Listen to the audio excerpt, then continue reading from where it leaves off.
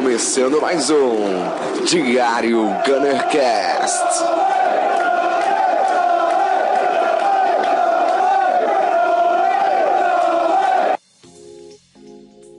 Fala pessoal, sejam bem-vindos a mais um Diário Gunnercast. Hoje, só uma introduçãozinha antes de começar o podcast, para explicar que esse podcast foi gravado, na verdade, na terça-feira, antes do jogo entre Arsenal e Bate Borisov, jogo que, por sinal, a gente ganhou por 6-0 em casa no Emirates Stadium.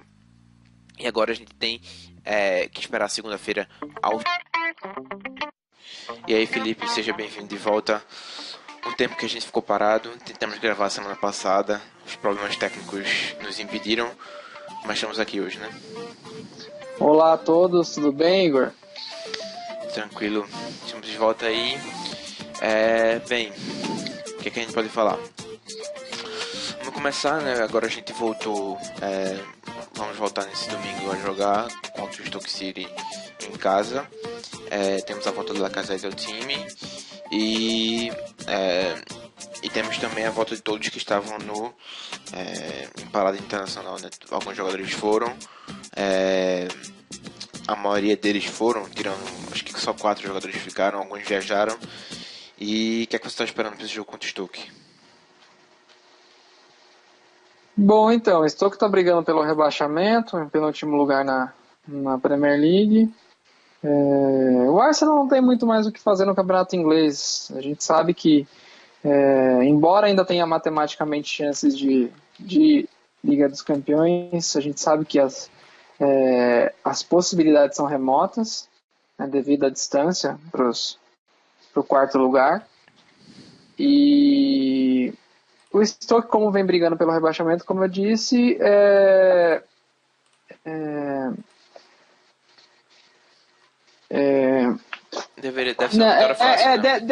deve ser uma presa, não deve dar trabalho, né? Uhum. Eu até nos últimos 5 jogos o Stoke não venceu nenhum. Uhum. Então, como eu falei, embora o Arsenal não tenha muito mais grandes anseios no campeonato inglês, é uma vitória importante para dar sequência, né? Para a única coisa que tem viva na temporada, que é a Liga Europa. Isso. Bem, como a gente não tem feito isso há um tempinho, a gente conversou sobre isso semana passada na tentativa de gravação, que não deu certo, mas vamos lá, né? A gente tem muita coisa para falar assim, em relação ao que aconteceu na janela de transferências. O Arsenal se movimentou bastante e trouxe o Aubameyang, trouxe Mkhitaryan na troca com Alexis Sanchez, que tem, na minha opinião, por enquanto, sido positiva em relação ao time. Primeiro, conversando só sobre a situação que o Arsenal estava antes da janela de transferência e a situação que está agora depois. Já assim, com uma certa perspectiva também que a gente está analisando isso 2 meses depois que a janela de transferência fechou. Como é que você acha que a gente está aí na janela? Bom, a janela foi bastante positiva para o Arsenal. Foi bem atípica, porque o clube não costuma se movimentar muito nessa janela do meio da temporada, né, historicamente falando. Uhum. Então, por que eu falo que foi positiva? Porque no caso do Alexis, embora ele tenha ido embora, né, era o melhor jogador do time, as condições na qual permitiriam que ele ficasse no caso até o final da temporada, para mim eu não julgo tão boas, porque ele sairia de graça, então o Arsenal conseguiu uma boa moeda de troca pelo Alexis. Uhum. Tão bom quanto, não chega a ser melhor, mas tão bom quanto que foi o Mkhitaryan. Uhum. Fora isso, tem a chegada do Aubameyang, que a gente destaca também, porque é um jogador top 10 aí, entre os atacantes no futebol mundial. Até top talvez. 5, né? Talvez até top 5. Talvez top 5, aí já é mais discutível, mas top 10 dá pra garantir. Isso. E fora isso, as saídas de alguns jogadores que alguns não tinham muito mais o que render, como o caso do Walcott. Coquelin também era um jogador que teve um certo impacto em alguns anos atrás, quando passou a ser aproveitado, mas atualmente não vinha também com grande prestígio. Então, assim, eu avalio a janela como bastante positiva. Uhum. E aí também não é só em relação ao que chegou, ao que saiu, né? A questão foi o jogo, de certa forma, político até, eu diria. Que aconteceu durante a janela, o jogo político a partir de Gazidis. Que, de certa forma, né, ele de fato mandou uma mensagem para Arsène Wenger, pelo menos essa minha visão, em que ele mandou uma mensagem para Arsène Wenger e mandou uma mensagem também para os torcedores, né, que ele agora está tentando assumir as rédeas e que há um plano pós-Wenger, pelo menos é isso que se parece, né? Eu lembro que antes, ano passado a gente conversava e eu acho que foi depois da derrota pro United. Foi pro Liverpool, acho que foi depois da derrota pro Liverpool, aquele 5-1. Foi 5-1 ou foi 4-1? Não lembro nem mais, foi tanto gol. Ou foi 5-0? Foi 5-0, não foi? Foi 4-0. 4-0. Eu lembro que a gente conversava e eu dizia que o ideal era a gente tentar fazer uma transição pós-Wenger que fosse com o menos problema possível, né? Trazer um cara que fosse o sucessor dele para trabalhar com ele no dia a dia e tal. Mas a gente sabe que não é tão fácil assim, né? Wenger também tem o ego dele. E apesar de muitas vezes ele dizer que quer o melhor interesse do clube, a gente questiona isso.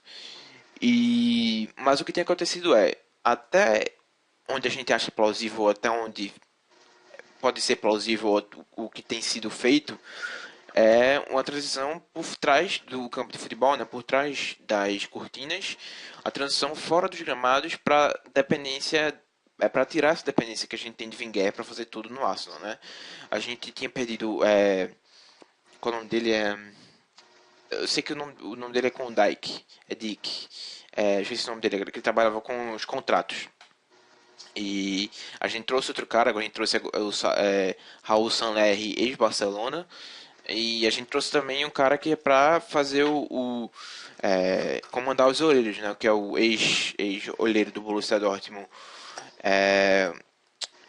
Sven Mislintat. Então a gente vê que tá rolando todo esse plano por trás de fato das cortinas, né?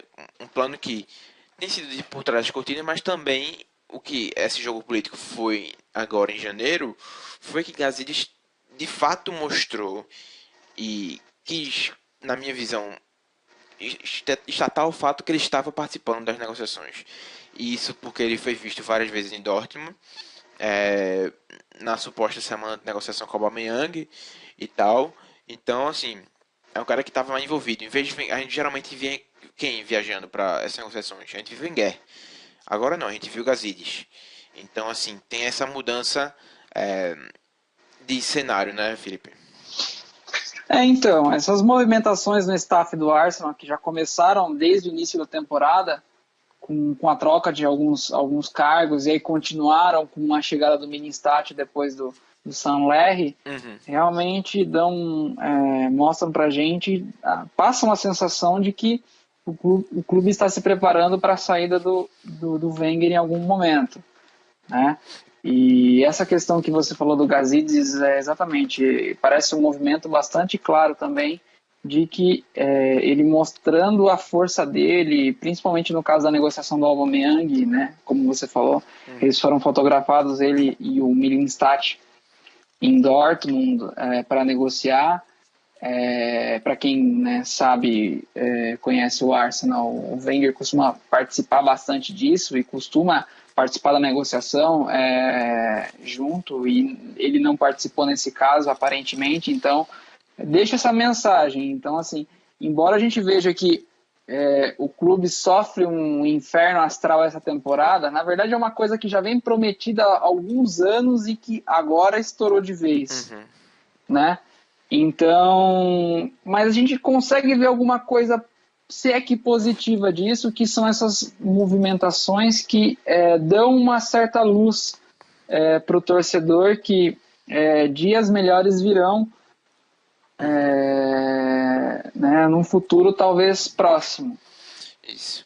E aí entra aquela questão, né? A gente estava conversando isso semana passada, que agora a Premier League, eu não sei se tem a data definitiva ainda para o início da Premier League do ano que vem, do ano que vem não, da temporada que vem, mas agora a Premier League mudou o regulamento, o que eu acho até positivo, mas na nossa situação nesse momento é uma questão, principalmente em ano de Copa do Mundo, é um negócio, é uma coisa que aperta muito o calendário de negociações pra gente, porque agora a Premier League, na Premier League tem uma regra que você não pode contratar nem vender a partir do dia que começa os jogos da Premier League. E o que a gente via muitas vezes era, principalmente na temporada passada, a gente viu Chamberlain jogando pelo Arsenal um dia, levando de 4-0, jogando um futebol muito, muito abaixo, e aí uma semana depois ele estava vestindo a camisa do Liverpool, o time que derrotou a gente. Ou seja, levanta aqueles questionamentos em relação à conduta dele dentro de campo, jogando justamente pelo Arsenal, a falta de vontade.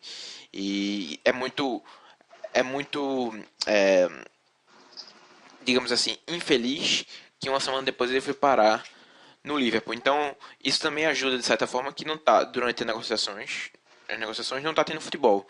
E na minha visão é positivo, só que com essa questão, na questão que vem a Copa do Mundo também agora, ou seja, em anos de Copa do Mundo, geralmente é mais difícil você ter mais contratações, justamente porque os jogadores estão em Copa do Mundo, estão concentrados, as negociações ficam mais difíceis com os jogadores, eles não querem tirar a cabeça, o foco da Copa do Mundo, né? Todos querem ganhar, então, qual o dia da final da Copa do Mundo? Da final da Copa do Mundo? É em meio de julho, não é isso?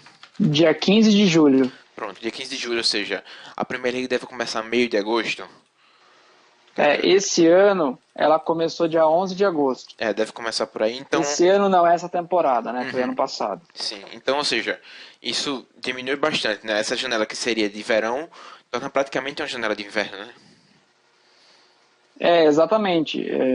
Como você falou, vai ser bem atípico, vai ser um corre-corre para os clubes estarem se movimentando, e ainda mais o caso do Arsenal, que tem essa questão embora o Wenger tenha contrato, né, existem boatos de que pode ser que não cumpra, pode ser que saia ao final, então assim, essa indefinição pode complicar um pouco o futuro do Arsenal, se é que vai haver, lógico, se é que vai haver, porque nós estamos ainda no andamento da temporada, né, o contrato, né, não acaba no final, tem mais uma temporada, então, mas devido a esse fraco rendimento do Arsenal, gera questionamentos, né? Então, isso pode atrapalhar um pouco as negociações da próxima temporada.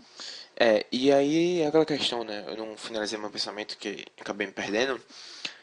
Tanta coisa para explicar, né? O Arsenal é bastante complicado, mas o pensamento é que se a gente vai trocar de técnico, o ideal é que isso seja resolvido o quanto antes, que se for resolvido, mesmo que fique por baixo dos panos, até o final da temporada, e aí no final da temporada vem quem chega e diga, olha, meu contrato com o Arsenal acaba aqui, etc, etc, etc, e aí um dia depois o Arsenal vai anunciar o novo treinador. Porque o cara tem que estar acostumado, o cara vai passar muito pouco tempo antes de começar, e aí ele tem que estar já acostumado com o Arsenal, porque senão o que a gente vai ver no início da temporada que vem não vai ser muito melhor do que a gente está vendo agora. Então essa transição tem que ser feita muito rápido e bem feita. E a gente viu, semana passada teve várias especulações, várias notícias correndo, principalmente em jornais alemãos, sobre uma possível contratação do ex-treinador do Borussia Dortmund, Thomas Tuchel, não sei se fala assim, mas o nome dele, alemão, e que já trabalhou antes com Mkhitaryan e Aubameyang, mas também é especulação, né? Muito especulação. A gente já escutou outros nomes também, como o de Joachim Löw, o treinador atualmente da seleção alemã, e também teve o Leonardo Jardim, é isso, o treinador do Mônaco. Exato. Eu não gosto muito. Pode continuar. Não, pode ir. Então, nesse caso de especulação, eu não gosto de entrar muito nesse mérito, porque a gente sabe como é que Exato. Funciona, especialmente no caso do Arsenal, que tem toda essa questão do Wenger. Mas, por exemplo, realmente, se acontecer alguma coisa que ele resolver sair do Arsenal ou for demitido, sei lá o que eu acho praticamente impossível, mas enfim. Mas a saída dele teria que ser o mais rápido possível. Por exemplo, desses nomes que você citou, você pega o Joachim Löw. Ele vai estar ocupado com a seleção alemã, então é uma Exato. coisa que não. Para Não faz você ver, sentido. seria um nome excelente, mas é uma coisa que você já não vê como possível porque pelo fato da Copa do Mundo estar acontecendo, né? Como é que o cara vai, por mais acertado que ele tivesse, vamos exemplificar, como é que ele iria estar planejando o time em paralelo à Copa do Mundo? Então, assim, é uma coisa que só o tempo vai dizer. Tem o caso do Tuchel, né? Que desde que saiu do Borussia não assumiu mais nenhum clube.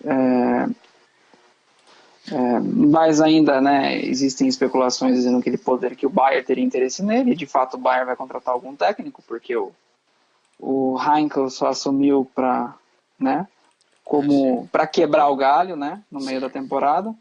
Mas, bom, eu evito de falar em especulação porque nesse caso do Arsenal é uma incógnita o que vai acontecer no final da temporada com o Wenger. E essa questão, né? A gente falou de Low. Assim, o que gera. O que eu vi muito na minha timeline do Twitter e a gente lê. Primeiro sobre Low. Ele não comanda um clube desde que ele foi treinador do Áustria Viena. Em 2003-2004, que é o time da Áustria. Então, assim, não, na Áustria, com todo respeito à Áustria, a Áustria não é Premier League. Então, mesmo que ele que ele seja treinador da Alemanha, ele é bastante bem sucedido lá. Ganhou a Copa do Mundo, ganhou a Eurocopa. Ganhou a Eurocopa? Não, Euro, não, não, não não, não ganhou. ganhou Euro. Não ganhou Euro, mas tem 160 jogos como comandante da seleção alemã, a seleção alemã que joga muito bem, etc. E iria fazer uma parceria com o Ozil, que ele faz muito bem na própria seleção alemã, né? Ozil na seleção alemã é um filho para ele e faz muito sentido nesse campo.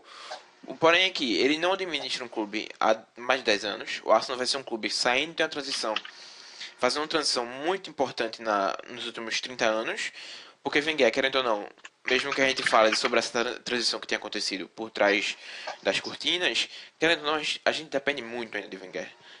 A gente ainda é muito Wenger dependente. E aí, trazer um cara que não trabalha em clubes há mais de 10 anos é muito risco, é muito arriscado. Principalmente porque no primeiro verão de transferências, ele provavelmente vai estar ocupado com a Copa do Mundo. Então, assim, já corta essa carta pra mim e fora do baralho. Pelo menos agora. Não, exato, pensando nesse ponto de vista, né? É complicado. Às vezes o cara que trabalha em seleção pode ter uma certa dificuldade com o clube que não é a mesma realidade da seleção. Bom, a ver como será isso, como E será esse início de próxima temporada. em relação é, em relação ao Tuchel, Gerson, inclusive, a gente estava conversando semana passada, ele falou que um ponto importante, né? Tuchel não é bom treinador de elenco, assim, treinador de vestiário. Ele causou vários problemas quando estava no Dortmund, tanto ele tem uma briga com o Mislintat por causa disso. Eles saíram brigados lá, ou seja, já joga mais um empecilho nessa especulação. Será que o Mislintat aceitaria trabalhar com o Tuchel de novo? Então, assim, tem todas essas questões. Enfim, vamos falar sobre o jogo, né? quero trocar em 2 pontos. A gente joga contra o Stoke esse domingo. Domingo de Páscoa, dia 9. Dia 9 não. Às 9h30 da manhã, dia 1/4. E joga contra o CSK logo dia 5. Dia 5/4 contra o CSK. Fora de casa, em Moscou. Ou em casa? Não, em casa. E em casa. Meu jogo em casa, ok. E aí, como é que você escalaria esse time pra domingo? E aí, a partir disso, eu quero tocar um pouquinho no ponto de Lacazette. Se tu quiser tocar nele, se você começaria com ele no jogo, enfim. Se já quiser começar, aí já pode tocar nesse ponto também. Ó, cara, eu não vou me arriscar a escalar porque eu não sei quem vai estar disponível, quem não vai estar. O Lacazette, creio ainda que deva começar no banco de reservas, até porque além dele, né, quando o Aubameyang chegou, ele foi para reserva, ainda mais agora que ele está voltando de lesão. Então, eu vejo a volta dele como importante, principalmente no caso da Liga Europa, né, que o Arsenal já não pode contar com o Aubameyang. Então, e a opção, a única opção, a única não, porque tem o menino lá, o Nketiah, mas a única opção de um nível um pouco melhor é o Welbeck, que é questionável. Sim. Então, é importante a volta dele para o Arsenal. Muitos tratam o caso do Lacazette como a contratação do Lacazette como fracassada, mas eu não vejo dessa forma. Eu acho que toda essa turbulência do Arsenal, essa falta de organização do time, essa irregularidade do time, essa oscilação que tem sido a temporada, ele mais do que nunca é uma das vítimas disso. Então, eu vejo dessa forma. O que eu achava, e a gente teve várias conversas sobre o Lacazette, né, desde que ele chegou. A gente tinha as dúvidas, né? Eu lembro que a gente tinha muitas dúvidas sobre como ele ia se sair na Premier League. Muita gente chamava ele de penalzete, porque ele fazia vários jogos de pênalti. Mas a questão é a seguinte, né, cara? A gente não tem jogado bem. E isso é provado quando a gente traz Aubameyang, um atacante de 60 milhões de euros, e ele não fez muito mais que Lacazette. Assim, ele tem sido bem, eu não acho que ele tenha ido mal, ele tem ido bem, tem jogado bem, principalmente nas tabelas com o Mkhitaryan. Mas muita gente, quando o Aubameyang chegou, Lacazette é uma merda, Lacazette é isso, Lacazette é aquilo, já desconsiderando ele, eu não acho que seja essa a proposta, o jeito que a gente deveria falar, porque ele é o atacante, pra mim, nesse momento, ele é o atacante mais importante que a gente tem agora, porque ele é o principal atacante da gente na competição mais importante que a gente tem, que é a Europa League. Você falou sobre isso, a gente repete, a Europa League pra gente é a única chance de salvar a temporada agora. Então, a gente tem Aubameyang não pode jogar, a gente só tem Lacazette e o Welbeck. E vamos ser bem honestos aqui, o Welbeck, apesar de ter marcado 2 contra o Milan nas etapas de final, o Welbeck deixa muito a desejar em vários aspectos, né? Então, Lacazette pra mim é o atacante mais importante desse momento, justamente pela função que ele tem na Europa League. E ele é um cara com experiência em Europa League, né? Sim, eu acho que isso que você colocou foi interessante, essa comparação com o Aubameyang, mas é isso mesmo, dessa mesma forma que eu vejo. A questão do problema do Arsenal não é esse. Até se nós formos comparar, melhorou muito o ataque, né? O Giroud, embora não seja ruim, tem suas limitações. Então, saiu o Giroud, chegaram primeiro o Lacazette, agora chegou o Aubameyang. Então, esse problema do ataque, que desde a saída do Van Persie o Arsenal tinha um certo problema, porque o Giroud nunca foi o cara que, embora tenha feito muitos gols, nunca foi unanimidade. O Arsenal soube suprir bem. Primeiro com o Lacazette, agora com o Aubameyang. Então, o problema é muito maior que esse. O problema é muito maior que esse. Exato. Não basta chegar e dizer... Não é como se... Eu até tiraria até concordaria com isso. De certa forma, eu tenho uma certa proteção sobre o Lacazette, porque ele é o primeiro jogador que eu vejo, assim, chegar no Arsenal, o primeiro atacante, que eu vejo que eu esperava dele. O que eu esperava dele? Um cara rápido, para ser lançado por trás da zaga, correr e marcar gols. É um Alcote, só que sabe finalizar. É o que eu estava esperando quando contrataram. Mas o que a gente viu dele é um atacante muito técnico com a bola no pé. Ele sabe fazer juntar, digamos assim, o meio campo com o ataque, né? Ele sabe fazer muito bem. E pra mim a gente ganhou muito mais o atacante técnico do que o atacante velocista. Diferentemente do Aubameyang. O Aubameyang já é um velocista, que sabe finalizar também. Mas não é como se Lacazette tivesse perdendo uma oportunidade através da oportunidade, ou como se ele estivesse posicionando mal, errando os passes, não. A questão era que o time não estava funcionando. E aí, se o time não funciona, você pede que o atacante faça o quê? Eu lembro do jogo contra o Bournemouth em janeiro, que ele estava vindo buscar bola no meio campo. Teve uma bola, inclusive, que ele meteu para o Welbeck era ponta esquerda nesse jogo. Ele veio buscar a bola no meio de campo, deu um lançamento para o Welbeck, que o Welbeck quase faz o gol. Então, assim, o problema da gente não é o ataque. Assim, é o ataque, mas não era o Lacazette. Não, a gente não consegue. Pra mim, a gente não consegue chegar e dizer nosso problema é esse jogador, nosso problema não é aquele jogador. É o time como todo. Tanto é que, pra mim, essas últimas 3 partidas de Chaka, a partida contra o Brighton, contra o Brighton, a partida contra o Milan fora de casa, a partida contra o Watford em casa e a partida contra o Milan em casa, ele foi muito bem, Chaka. E a gente cai em cima dele porque ele tava jogando muito mal. Ou seja, não é só problemas individuais, são problemas do time, que o time começou a jogar muito melhor nessas últimas 4 partidas.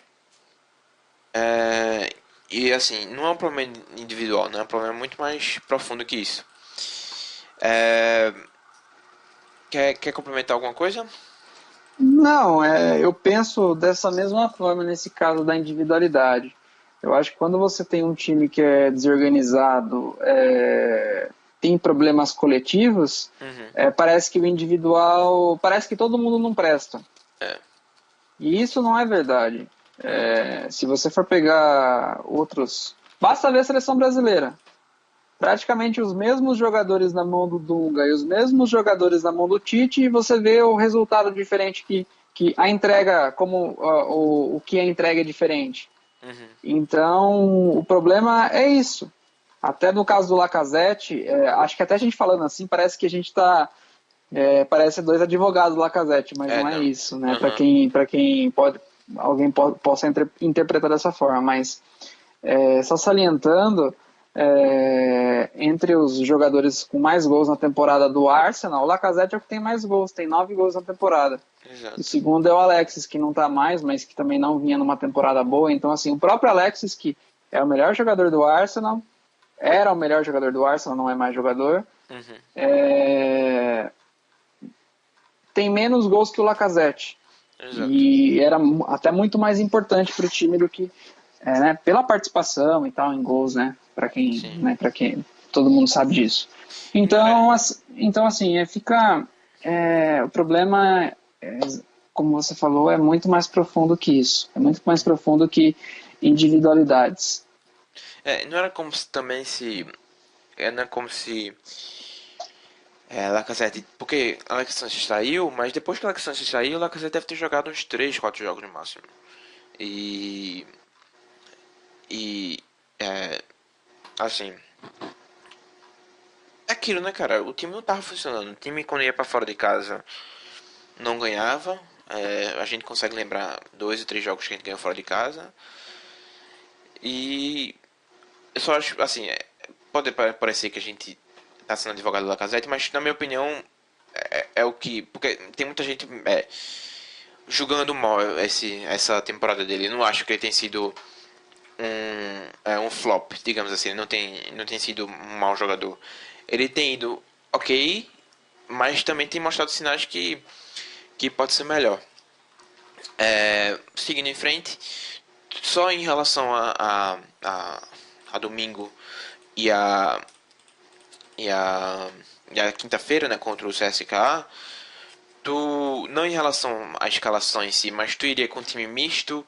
Ou você acha que dá pra ir com um time um pouquinho titular? Até porque tem um pessoal voltando de data FIFA e tal. Como é que você pensa nesse sentido?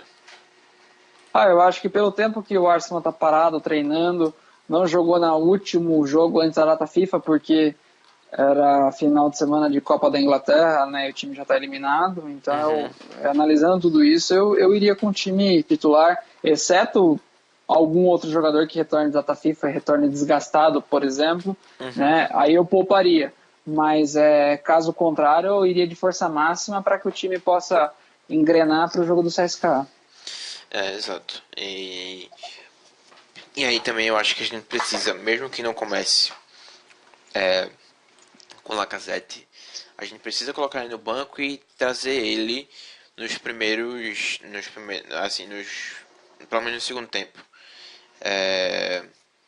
Eu acho que ele tá precisando disso e a gente vai precisar muito dele, porque a gente vai jogar o primeiro jogo em casa e depois é uma viagem na Rússia, para a Rússia, não é jogo fácil. A gente teve problema contra o Ostersund em casa, imagina contra o CSKA fora.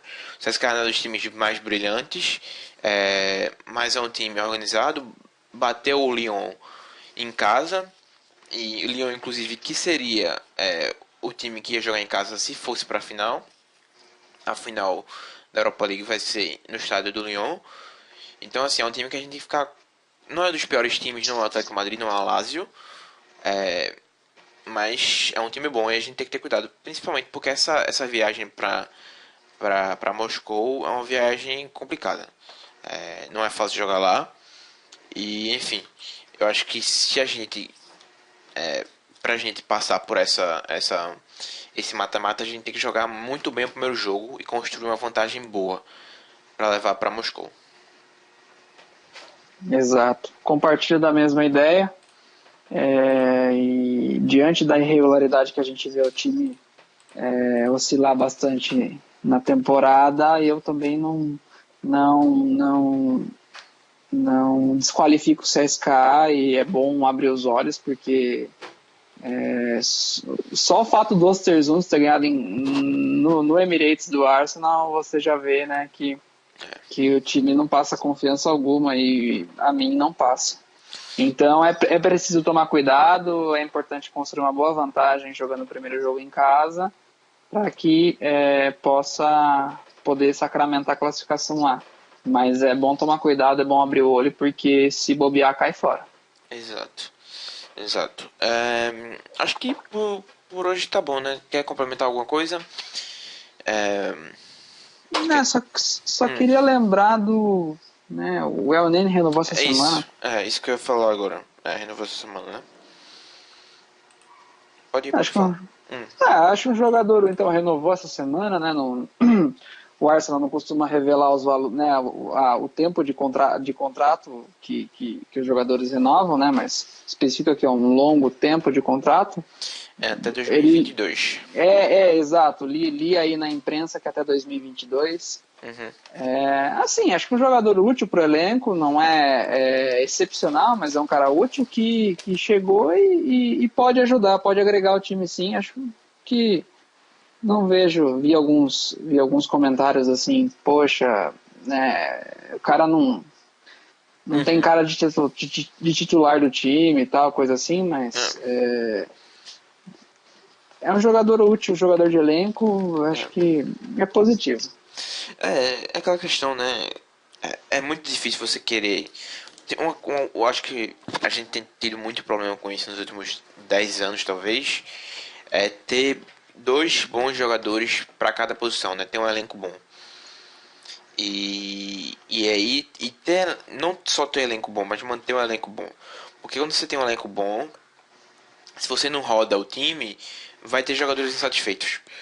Então, e ter esses jogadores que não jogam 40 jogos na temporada, mas jogam 20, 30, que são importantes para o elenco, são jogadores rotativos e que estão satisfeitos, mesmo ficando com o banco na maioria do tempo, é muito importante. Ele nunca foi um cara que foi de reclamar porque tem pouco tempo de jogo, ele é sempre bem tranquilo em relação a isso, então ele é um jogador importante. É um jogador importante para ter você você tem um jogador que seja ok em ser reserva às vezes, é importante para o elenco. E aí, eu concordo contigo plenamente, porque é importante ter um jogador como ele no elenco, principalmente porque se a gente perde dois jogadores ali no meio campo, quem assume as cordas ali é ele. Sim, e aquilo, é que o problema do Arsenal, pelo menos para mim, é bem claro que o Wenger não consegue ser o mesmo treinador de anos atrás, quando foi bem. Uhum. Então, ele na mão de um treinador, né, que possa organizar, possa fazer o time funcionar bem, é um cara. Garanto para você que se ele jogasse em algum outro time ou com um treinador melhor, você pode ter certeza que o rendimento dele seria melhor ainda. Então é aquilo que a gente fala. É difícil às vezes avaliar um cara por causa do comando técnico do time, e o caso do Arsenal é bem específico isso. Acho que é bem nítido isso que, principalmente essa temporada, está sendo bem complicado. Exato. Exato. E aí nunca se sabe também, né? Vai que ele faz uma ótima Copa pelo Egito, aí chega uns 3 times batendo na porta, aí, querendo ou não, o contrato dele vai ser útil, né? Porque aí a multa dele aumenta muito mais. Não que eu queira vender ou não, mas é uma jogada também financeira esperta do Arsenal, né? Uma jogada inteligente. É. E, enfim, acho que tá bom por isso. Quer adicionar mais alguma coisa, né? Falamos de Elneny, falamos de Arsenal. Vamos tentar voltar semana que vem, depois do jogo do Stoke ou depois do jogo do CSK, com mais um podcast. Quer acrescentar mais alguma coisa, Felipe? Não, acho que é isso. Vamos aguardar agora essa volta de data FIFA, como vai ser o desempenho. Vamos aguardar. Bastante feliz de estar de volta. Valeu, Felipe, pela participação. Ficamos até a próxima. Valeu. Valeu, até mais. Tchau, tchau. Valeu, abraço. Até a próxima.